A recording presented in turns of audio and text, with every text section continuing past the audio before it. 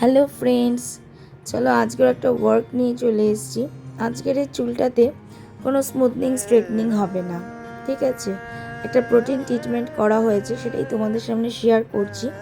তোমরা দেখে কিন্তু অবশ্যই জানিও কেমন হয়েছে আমার কাজটা। আর আরও একটা কথা বলতে চাই, যারা যারা ভাবছো হেয়ারের কাজ করব, তারা প্লিজ পুজোর এই পিক মুভমেন্টে করো না, তারা এখন করো, তাতে হেয়ারটাও খুব ভালো সেট হয়, ঠিক আছে। আর অনেকটা সময় ধরে ধৈর্য ধরে আমরা কাজটা করতে পারি। একদম পুজোর পিক মুভমেন্টে আমাদের ফেসিয়ালের অনেকটা চাপ থাকে, তাই না? সেজন্য যারা যারা বুকিং করছো তারা তো সেই বুকিং ডেটে আসছো, আর যারা ভাবছো দিদির কাছে কাজ করব কি না, তারা খুব ভালোভাবেই ভাবনা চিন্তা করে আমাকে কিন্তু বুকিং করে নাও। কেন আমরা হেয়ারের কাজগুলো এতটা লং টাইম প্রসেস হয়, আমি তার জন্য বুকিং নিয়েই কাজটা করি। আর অবশ্যই যারা বুকিং করতে চাইছো, এখনও বুকিং নেওয়া হচ্ছে, তারা চটপট বুকিং করে নাও।